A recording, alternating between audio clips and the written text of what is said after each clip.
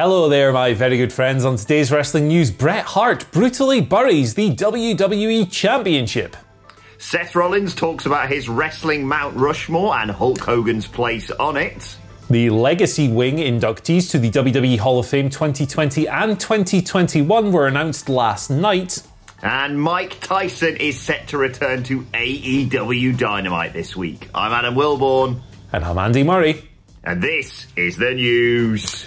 Right, so let's kick things off with a little Bret Hart video that emerged over the weekend. Legendary burial artist Bret Hart is back at it again. So this clip of him was uploaded to his official Facebook page at the weekend. It's of him unboxing, if you will, unwrapping a replica of the Winged Eagle, the famous WWE Championship design that was in operation from 1988 to 1998, held by Bret himself 5 times.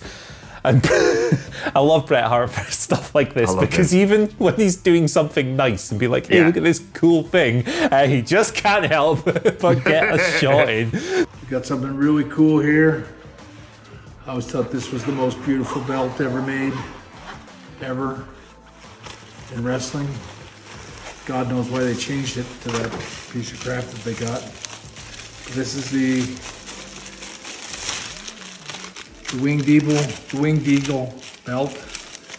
It's the pride and joy of any wrestler that appreciates championships. And amongst fans, this is considered the real belt, a belt with a real history. Yeah, I guess the current design has been in operation, I've got it written down, I can't find it, since 2013. We've had, replaced the spinner belt. We've seen various, some tweaks to it. Obviously, the most notable one would be the WWE logo, which is not all squiggly anymore. It's more like just a normal W. You get the side plates and changes, but for the most part, it's been the same for a while now. It's not the most eye-catching WWE Championship design of all time, but I often think with belt designs and stuff, and we've seen it with the IWGP World Heavyweight Divas Cody Rhodes tattoo title this week. These things might look kind of jarring at first and be like, oh no, I don't like that. But you get used to them very quickly, right? You're just like, whatever, it's only a belt. But, he's got a point about the Winged Eagle belt. That's one of the prettiest top-level WWE Championships of all time, and I do think it is quite important that your top prize in your promotion looks cool, looks like something that people would be proud to hold. So he's also held, of course, Bret, the big gold belt, WCW. He's had some of the prettiest belts in wrestling history. If he knows anything, if anyone's going to have an informed opinion on what looks cool as a world title, it's going to be Bret Hart. This was, typical Bret, just slipping a little dig in there. He's great. He's one of the best of all time. I love him. I love his burials of stuff. God bless you, Bret Hart. Long may you reign. Yeah, never change Bret Hart. Not a lot to say here. Please no one show Bret Hart the Jam belt or the Divas title from back in the day, of course. Or, like Andy said, that New Japan belt, which is horrible. Yep. I'm sure the belt could be better, but it also, considering WWE's history, could be a lot worse. I still remember starting a WhatCulture doing a list about the nicest belts, and someone showed me the Open the Dreamgate Championship, and I was like, well, that's perfect. What's some of your favourite belts, Andy? Yeah, the Open the Dreamgate is awesome with the little lock and key and everything, but then literally, my favourite belt of all time is the IWGP Championship that they just binned off and then they just got rid of. I love that. It's kind of complex and intricate and grand and beautiful. Yeah. When I saw this new design, I was like, okay, I'm just going to hold my tongue here, make a little joke on social media and deal with it. But yeah, it sucks that they did that. But hey, again, shout outs to Bret Hart, the king of belt opinions, in my opinion. Good news, Will Ospreay, you're going to be world champion. Bad news, it's with this belt. Let's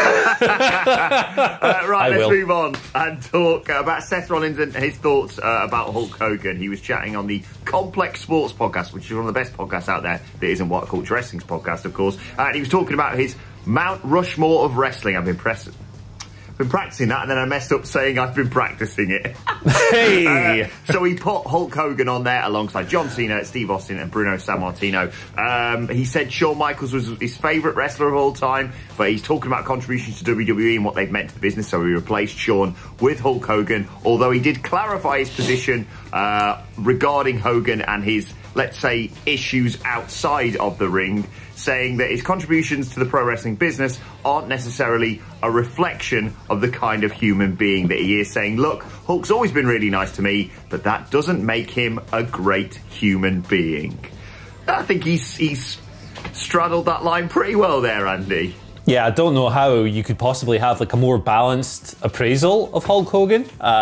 Obviously, his contributions to the pro wrestling business are undeniable, both as the transformational player in the golden era as WWE goes national and explodes and everything else, and then again later in WCW as a heel, turning, the New World Order, all of that stuff. So one of the most important figures, unquestionably. If your Mount Rushmore is about importance to the business, you can't not have Hulk Hogan on there, particularly if it's just American wrestling you're talking about.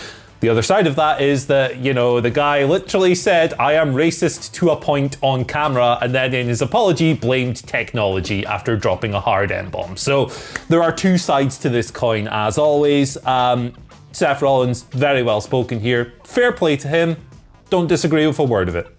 No, exactly. Spot on. It boils down to everyone's back and forth regarding him hosting WrestleMania, and quite possibly why WWE felt the need to put someone like Titus O'Neil with him. We're not questioning the achievements he's had in the wrestling industry. Just outside of it, it doesn't seem like he's really got his head screwed on right, if I'm honest.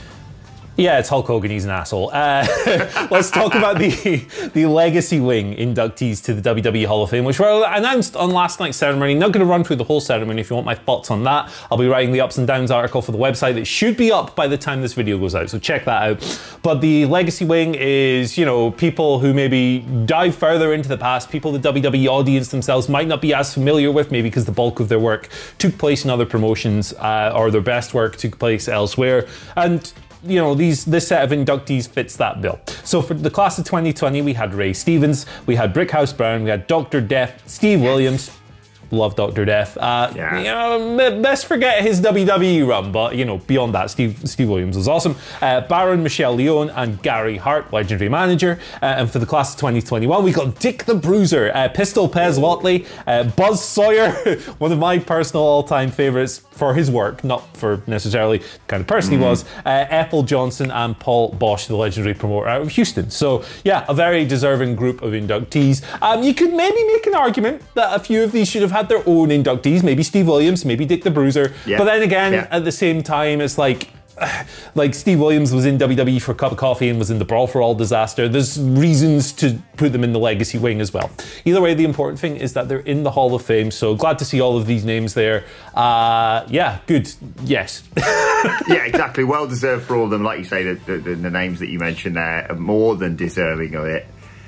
If you're not sure what we're talking about, Google like Jim Cornette, Dr. Death, Steve Williams, and Vince Russo, and you'll find out all you need to know about the genius idea that was the Brawl for All. But yes, deserving that they've got this recognition, and as you mentioned, Hall of Fame ups and downs will be up on the website later today, and I believe Simon Miller will be doing ups and downs as a video for the Hall of Fame as well, so make sure you look out for that on this channel a little bit later on. And we'll conclude with tonight's AEW Dynamite, of course, going up against the first night of NXT TakeOver Stand and Deliver. They need something big. They have pulled something big out of the bag, and that is the return of Mike Tyson to AEW. He's appeared there twice before, once on an episode of Dynamite, and prior to that, the pay-per-view prior to that, in fact, on Double or Nothing, if you remember, holding the belt and yawning a bit. That's my basic recollection of what happened with Mike Tyson. The big question here, Andy, is it's all well and good having Mike Tyson on your show and desperately trying to pull in ratings with that, but where's Mickey Gooch? He's the real star of all this.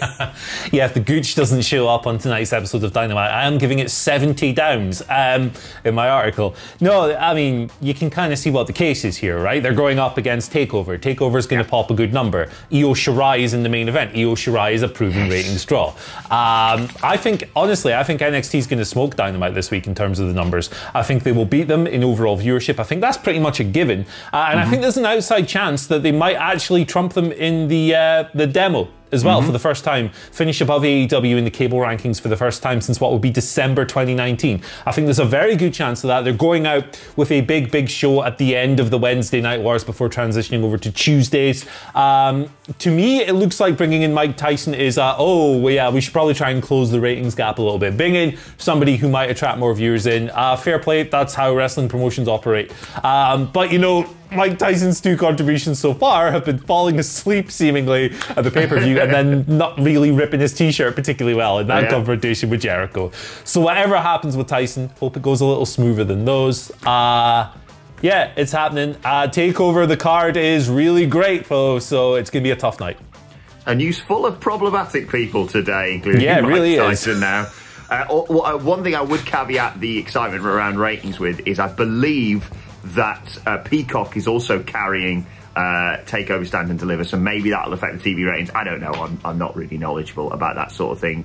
But as we all know, in terms of the Wednesday Night War ratings, it is last goal winner. So if NXT wins, NXT's won the Wednesday Night War, guys. The only way to stop this, sweet TK, get your gooch out for the lads. Right, okay, final question. Let's move on to your Twitter question. Today at WhatCulture WWE. Brother. If you want to get in touch with us. Mysterian Jr. says, with WrestleMania scheduled to have around 50,000 people, is this the end of the Thunderdome? Surely they can't go back to empty arena shows after this. Your thoughts? Have a splendid day. You too, Mysterian Jr. What do you reckon, Andy? I could honestly speak for about 20 minutes on this topic, so forgive me if I ramble a little bit here, and the video is 400 minutes long.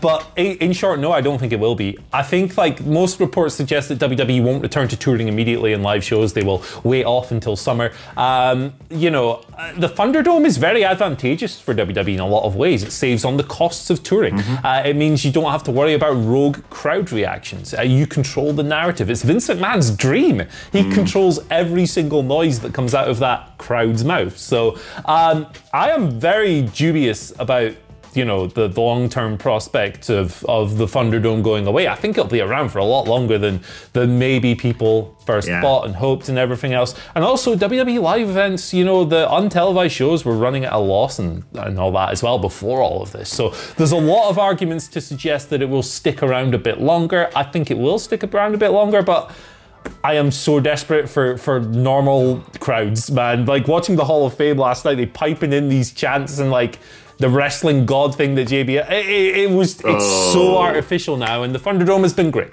It's been so much better than the Performance Center was, but yeah, I'm ready for some real humans.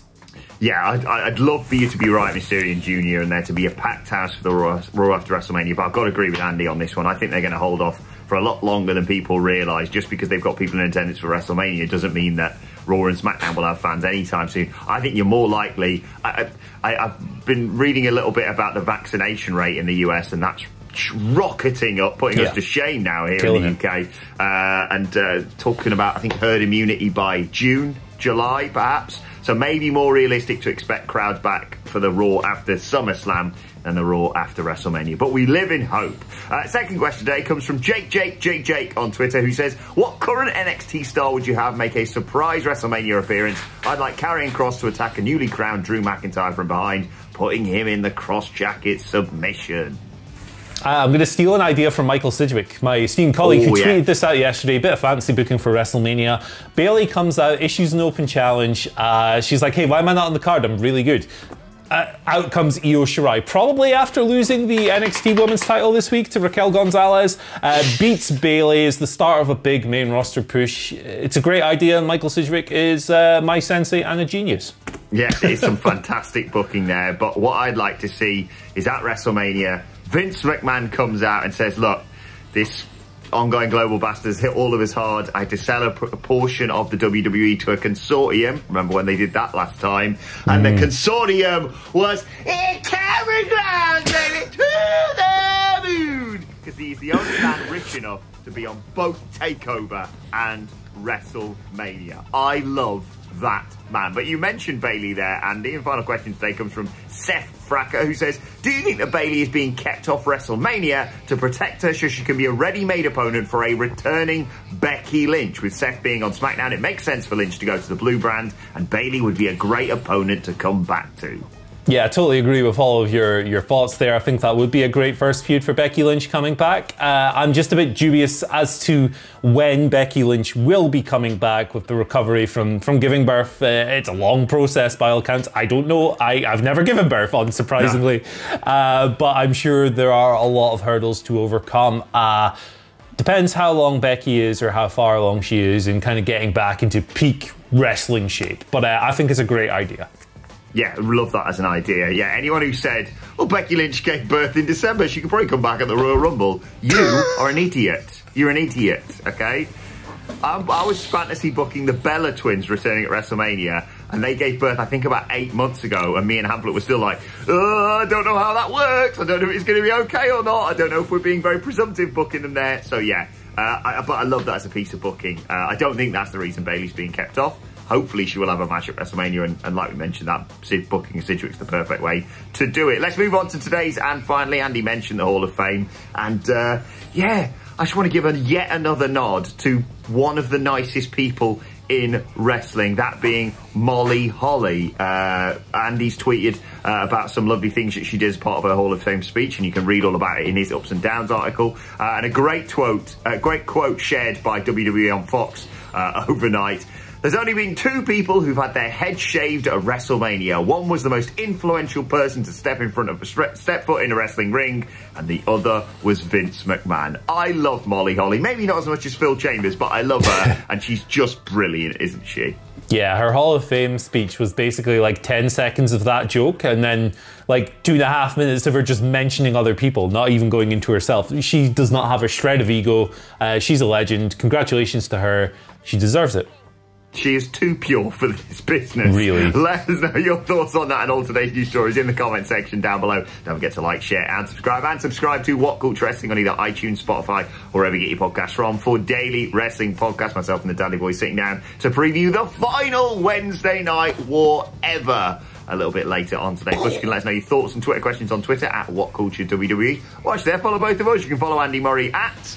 Follow me at Andy H. Murray. The H stands for Happy Birthday, David Atunga. My favourite lawyer. Remember when he had the coffee gimmick? Happy birthday, David Atunga. Follow me at Adam Wilborn. Follow us all at WhatCultureWWE. But for now, my thanks to Andy Murray. Thank you for joining us, and we will see you soon.